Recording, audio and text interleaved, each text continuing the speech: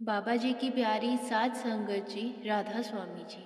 संगत जी, आज जो साखी मैं आपको सुनाने जा रही हूँ वह बहुत ही पुराने वक्त की एक सच्ची कहानी है, जो कि बाबा जी ने ही सुनाई थी।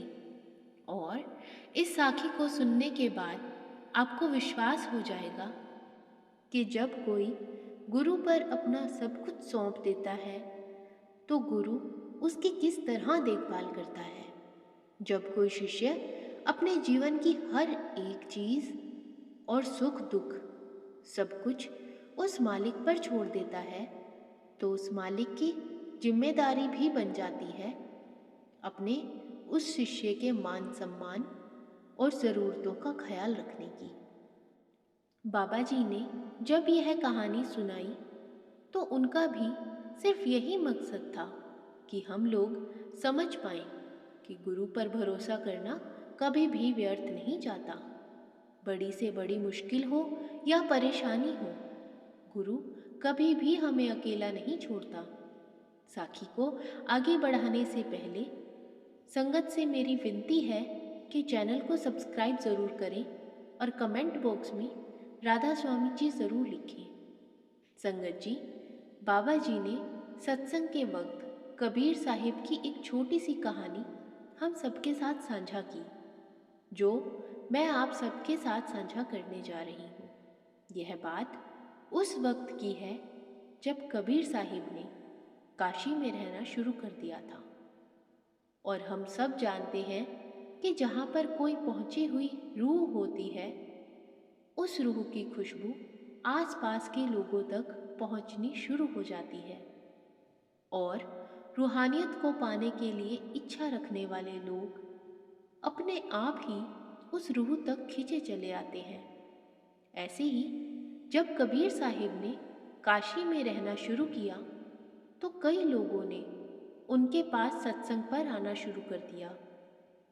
वह हमेशा सत्संग में सभी लोगों को एक ही उपदेश दिया करते थे, और वह था कि हमें परमात्मा की तलाश अपने अंदर ही करनी है। उनका कहना था कि बाहर मुखी साधनों से, रीति रिवाजों से, मंदिरों में मस्जिदों में जाकर पूजा करने से कुछ भी हासिल नहीं होगा। और यह तो हमारे बाबा जी भी कहते हैं कि बाहर मुखी साधनों में पढ़ने से हमें परमात्मा की प्राप्ति नहीं होगी। बाबा जी कहते हैं कि इस सब से हमारी सांसारिक ज़रूरतें ज़रूर पूरी हो सकती हैं, लेकिन रूहानियत से जुड़ी ज़रूरत कभी भी पूरी नहीं हो सकती।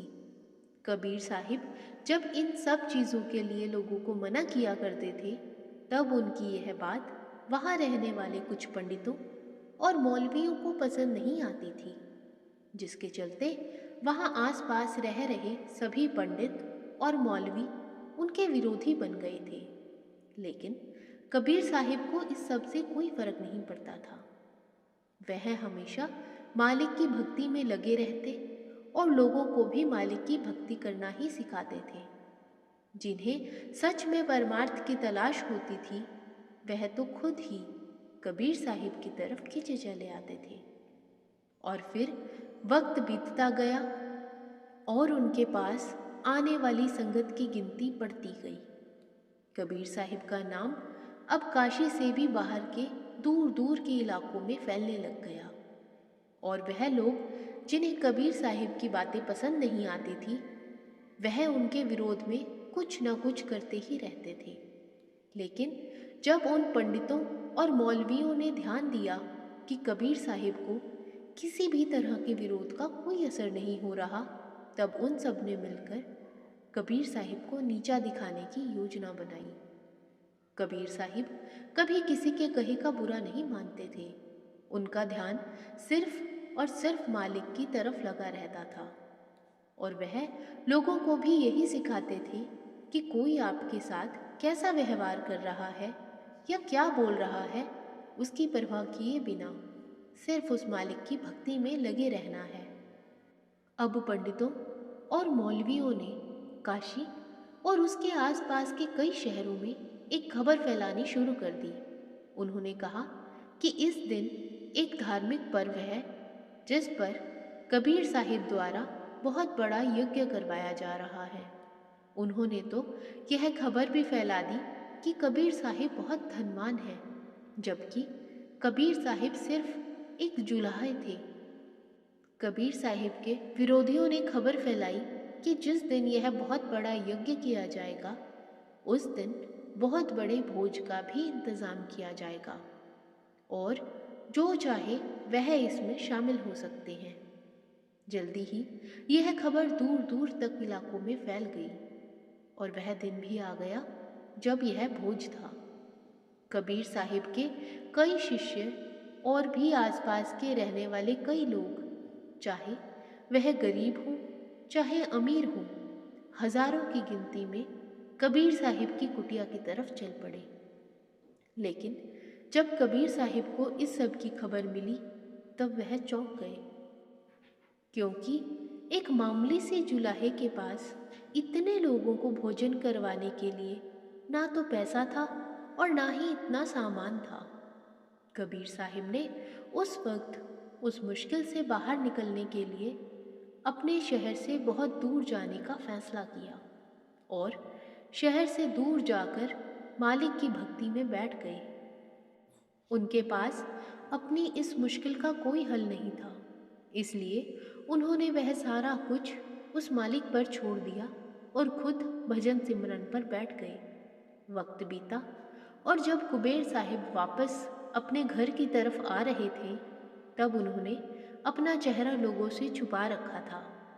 लेकिन रास्ते में उन्हें जितने भी लोग दिखाई दिए, वह सब एक ही बात बोल रहे थे, धन्य है कबीर, धन्य है कबीर। यह बात सुनकर कबीर साहिब थोड़ा हैरान हो गए। शाम के अंधेरे में जब वह अपने घर वापस पहुंचे, तब उन्हें सारे हालात का पता चला कि उनके कुटिया से निकलते ही स्वयं परमात्मा ही उनका रूप लेकर आए और उन्होंने हजारों लोगों के खाने की व्यवस्था करके उन्हें भोजन करवाया। सारी घटना को सुनने के बाद कबीर साहिब की आंखों में आंसू भर आए और उन्होंने उस मालिक का शुक्र करते हुए कहा, ना कछु किया न करी सका, ना करने जोग शरीर, जो कछु किया साहिब किया, ताते भया कबीर। संगत जी, इस साखी को सुनने के बाद हमें यही समझ में आता है कि जब हम अपना सब कुछ उस परमात्मा पर सौंप देते हैं, तो वह परमात्मा खुद हमारी सारी जिम्मेदारी उठा लेता है। वह जिम्मेदारी चाहे सांसारिक हो या परमार्थ वाली जिम्मेदारियां हों, वह मालिक हमें कभी भी अकेले नहीं छोड़ता। बाबा जी कई बार अपने सत्संग में कहते हैं कि अपना सब कुछ उस मालिक पर सौंप देना, कहना जितना आसान है, करना उतना ही मुश्किल है। लेकिन अगर एक बार ऐसा किसी ने कर दिया, तो फिर उसकी ज़िंदगी में ना तो कोई दुख रहता है और ना ही कोई परेशानी। संगत जी, आज की साखी आपको कैसी लगी कमेंट बॉक्स में ज़रूर बताइएगा। वीडियो को लाइक, शेयर और चैनल को सब्सक्राइब ज़रूर कीजिएगा। राधा स्वामी जी।